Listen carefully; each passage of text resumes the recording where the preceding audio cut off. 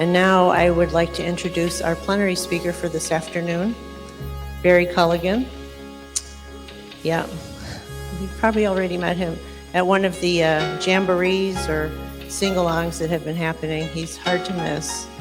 But let me tell you a little bit about Barry and why he's here today. Like Van and Amadon, he's been keeping the light on in a small town in Ireland that I cannot pronounce. I've had him say it twice. I still can't pronounce it. Maybe he'll say it again for us. He's been a reader for 25 years, and he is the president of the Ireland UK Urantia Association. He and his brother make up 40% of the readers in Ireland. So faithful and loyal is he. But we understand time to be something a little bit more than that. He's actually the oldest of 8 children. He has 2 young daughters, ages 8 and 10. And as if that doesn't keep him busy enough, he works for 100 nuns. And I don't mean nuns in the spiritual but not religious or no religious affiliation. I mean nuns like the Catholic holy women. So he makes that a habit.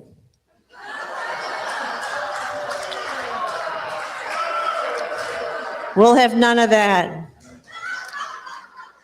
He sees to their every need, their finances, their health care. There's 3 convents that he manages in Ireland, and he does everything but make sure they pray every day. So he's got his hands full. I found him through our publications. He submitted a piece that I thought was just fascinating, well written, and showed a real understanding of the Urantia teachings, and I've been pursuing him to write more, speak more, come on over, join us, and share more of what he's discovered and the insights that he has. Before his work with the nuns, he worked in medical devices, he's managed an organic farm, and he's been the chaplain of a school.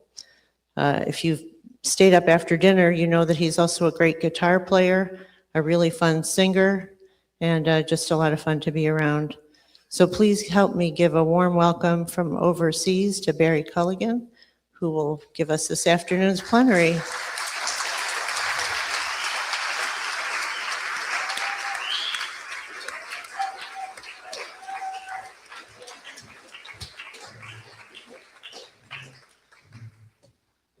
That's the end of the jokes. Yeah, thank you. Lovely, thank you very much.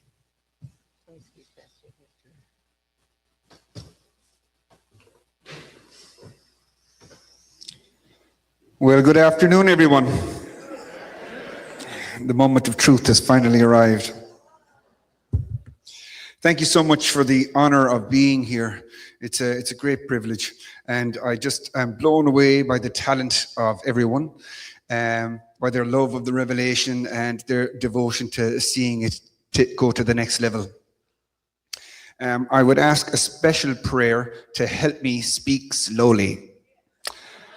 It's real hard for me, real hard, so bear with me. I first came to this fair land about 25 years ago to a Urantia conference as a guest of Fred Harris. And thank you very much for that, Fred. And at the time, being from Ireland, I had never seen the sun before. And I was wondering what this bright thing, this hot thing in the sky was. And after a while, I was so red, I could be seen from space. We were in the marquee at one stage, and Fred says, "Hey, Barry, will you stand up?" And I stood up, and he says, "This is what not to do." So I learned the virtues of sunscreen that day, I can tell you. So back home, there's been a talk amongst my friends, "You're going to America, what are you doing over there?" And one particular chap asked me, he says, "What is it you guys do? What do you want to achieve?"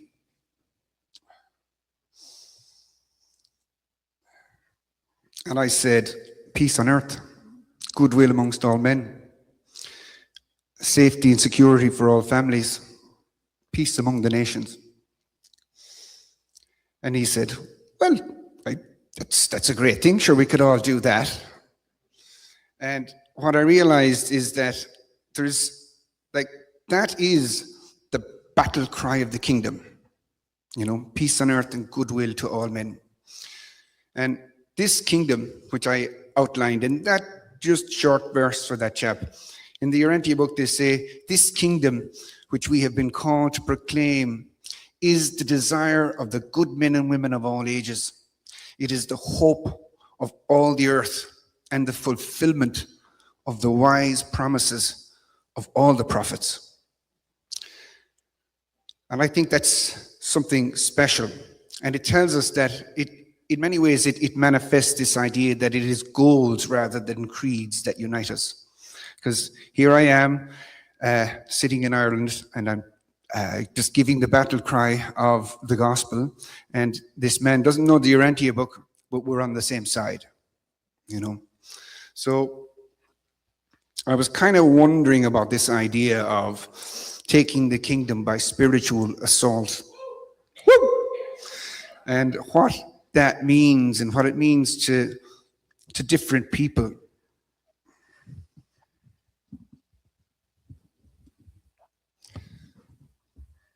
Thank you, Peter. Okay. Maybe I should do that. Much easier. Okay. And yeah, thank you. Thank you very much.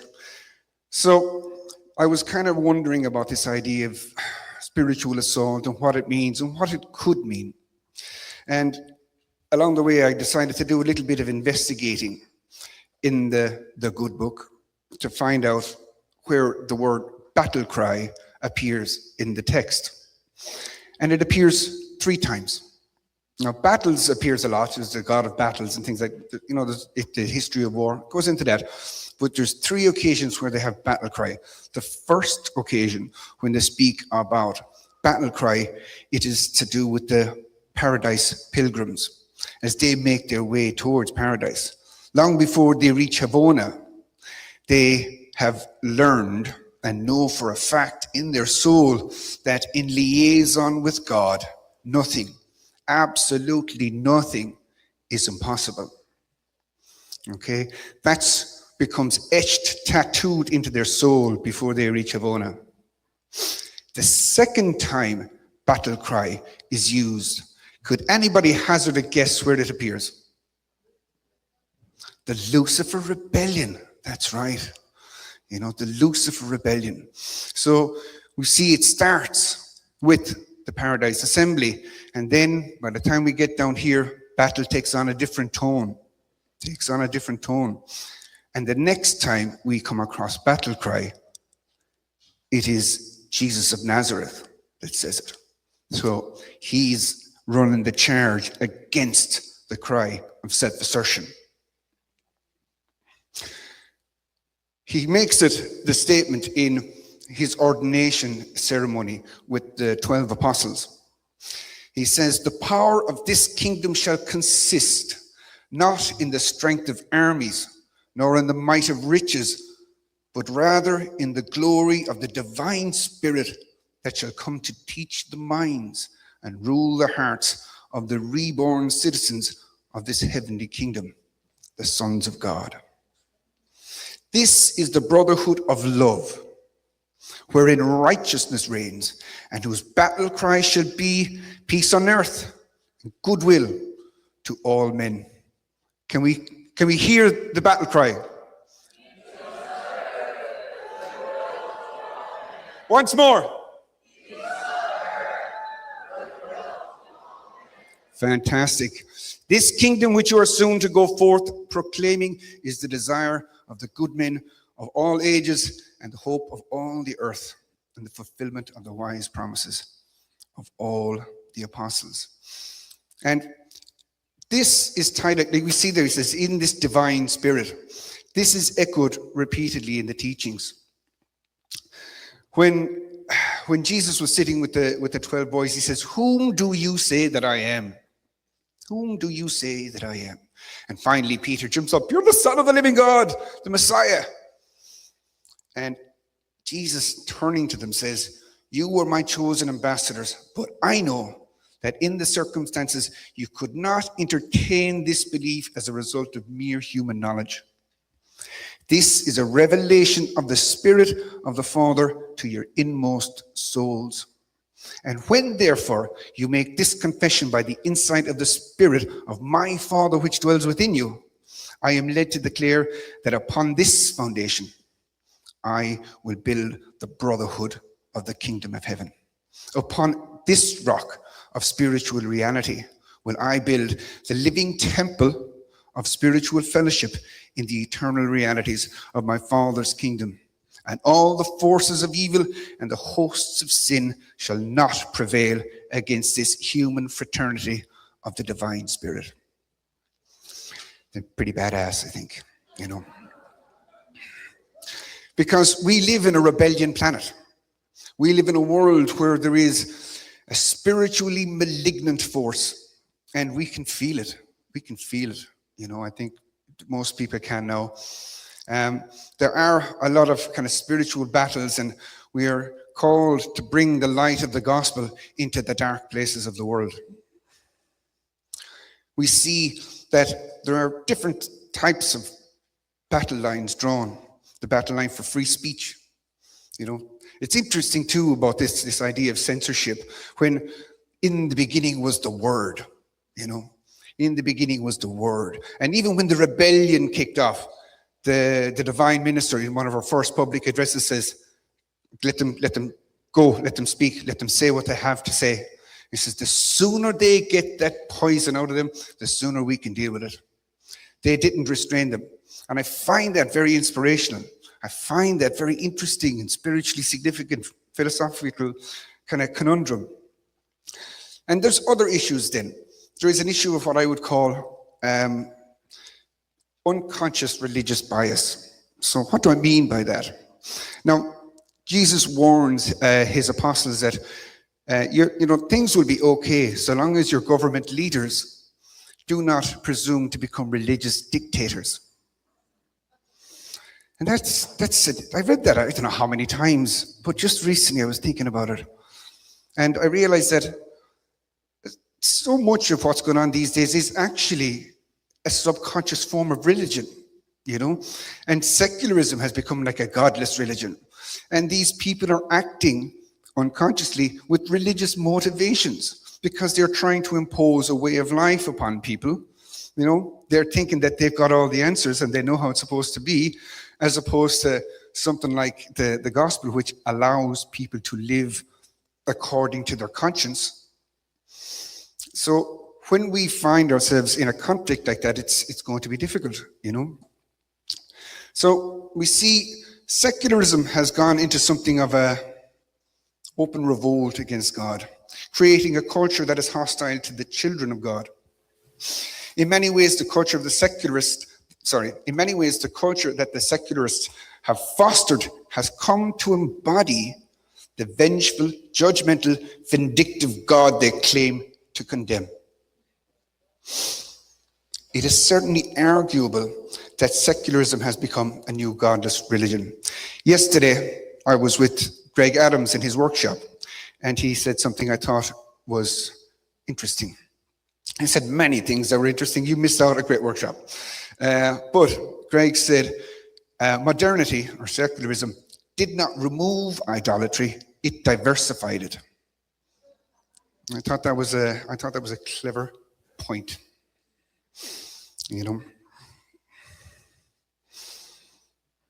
But we have many spiritual weapons to fight this battle. And we also have the promise of victory. We have the promise of our Creator that the hosts of evil will not prevail against his kingdom. And it has grown. It has taken over the world. From a few humble fishermen in Galilee, it has grown to consume the whole world. And now we get a new revelation to help it take it to the next level.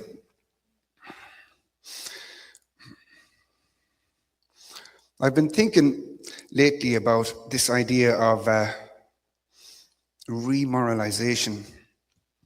I suppose, no, maybe I'll get to that at a different time.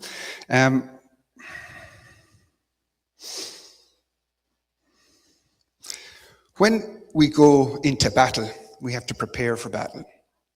And I was thinking about Jesus on the Mount of Transfiguration. When he was there, he beheld a spectacle that was put on for him by the midwares and the artists on this planet. And they enacted basically the bestowal son age.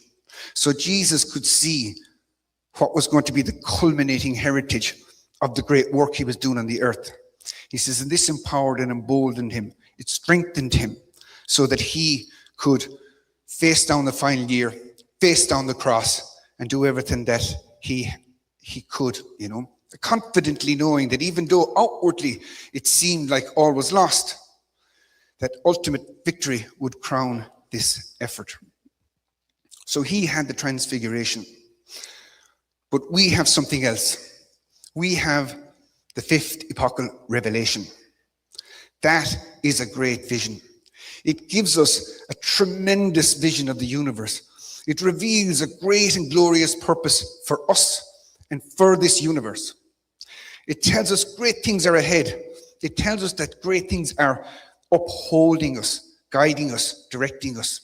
That we can enter into the fray of life with courage and with hope and with conviction. It asks us to live the righteous life fearlessly. And it talks to us over and over again about this idea of fear. And yes, on the battlefield, there is fear. There is fear of opening up about this great revelation that we have. How do you tell people without them thinking, this guy wants a UFO Bible, what is going on?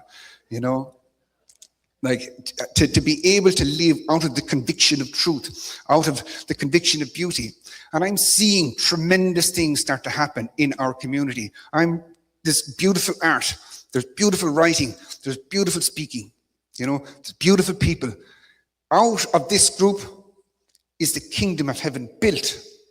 You are the spearhead of this. And behind you, the angels are holding, and they're driving you into the world. They're driving you to help establish a better day. And you can do it, and we can do it. I'm very heartened to see that there's so many talented young men and women here. It's great. I know that they'll do great things. I watched Taylor over here the other day, talking off the cuff, giving it good, what he said, one of the things was, alone you can move fast, but together we can move far. And I think it was Trudy was talking about ripple effect, that when two ripples run together, they suddenly become greater than they could have when they were on their own. And we know that with the revelation, that we are, how would you say, I've got to be distracted here, pardon me. I get excited and I get faster and I just need to slow down. Slow down, Mary. You see, one of the great gift that the book gives us today, the great gift the book gives us, is it gives us a great story. We are storied beings. Our lives are built around stories. We read stories. We love to play in stories. There'll be a play tonight telling us a story. And we contextualize our lives with stories. And human society and civilization has changed very dramatically with the advent of the scientific method. It has allowed us to eliminate a lot of superstition and to challenge ignorance and to open a doorway to vistas of undreamed of power potentials. And the Urantia book offers us a great story. There's a guy called Yuri Bezmenov. He was a defected KGB agent, came to America or Canada in the 80s, I'd say early 80s, late 70s. And he talked about the demoralization of Western civilization. The demoralization of Western civilization. It's a really cool interview, well worth checking out. And whether or not this is happening by intention or by accident, whether it's brought about by nefarious design or spiritual ambivalence on the part of the wider communities, the result is the same. demoralization. And what is demoralization? When we think of the stories that have a moral to tell us, they help us to orient our lives. They help us to figure out the moral quandaries and how we're going to face these challenges.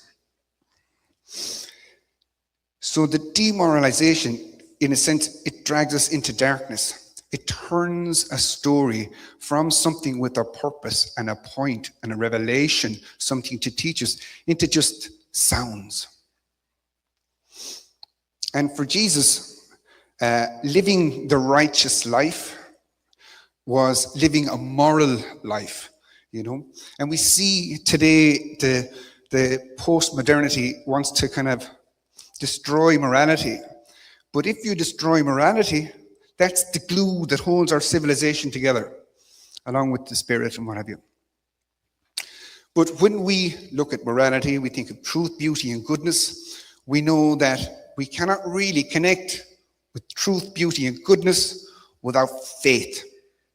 Therefore, the most important stories we have in our lives are our faith stories.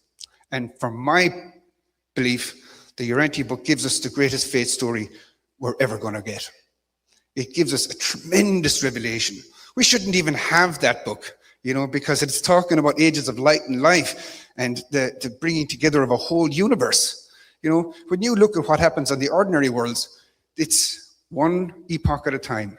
You know, first the prince, then the material sons, then the magisterial sons, then the bestowal sons, then the Avonals or Danels, sorry, the Trinity teacher sons. You know, they don't know about what's coming next. They don't know. But we haven't even escaped the first epoch of the planetary prince, and we're looking at the cohesion of the whole galaxy. We have a tremendous story. We have something incredible to tell people.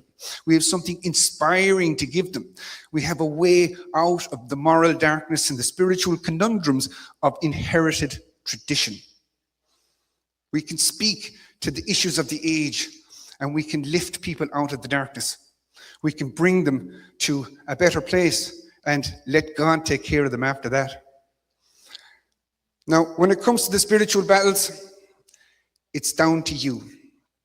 You know, I've been talking the last couple of days about, I went to one of the leadership workshops, and what I learned is that God leads us along a little bit at a time.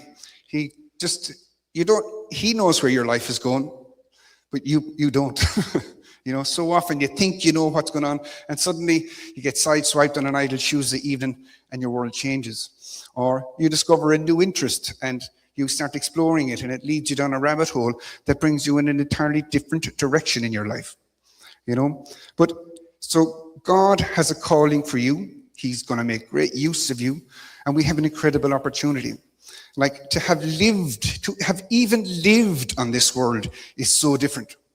You know, there's such a tiny minority of planets in any star system that is actually cursed with rebellion. So it's really unique. You know, there's like 10 million flavors of vanilla, but there's only one planet with raspberry ripple. You know, so we're here. We're getting the flavor of that. We're seeing challenges, unique challenges and unique responses to see how divinity can respond creatively to these things, you know. So I don't want to draw this thing on any longer. I had ambitions of being the shortest plenary speaker, but I probably am, you know. But given the height that some of you guys around here, really marked with Adam, probably 7 feet, some of you people. It's amazing. But all my brothers are really tall, not me, just my brothers. So look, I very much appreciate the opportunity that you gave me to come here. I really believe that the world is ours to be had. I look at this great assemblage of fantastic people, and I know that great things are coming ahead of us. I know that we're on the very brink of tremendous change. I really believe that, you know. And I think that we're getting ready to give an account of ourselves and to stand up boldly and bravely to the world and say, come and check us out. We've got something fantastic for you. So, ladies and gentlemen, brothers and sisters, thank you for your time and thank you for the opportunity, and have a great, great conference.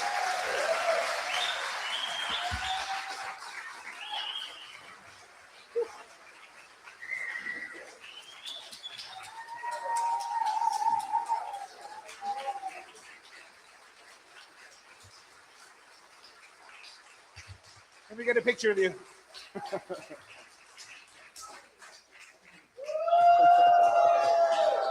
Man. Let me say hello to Ireland.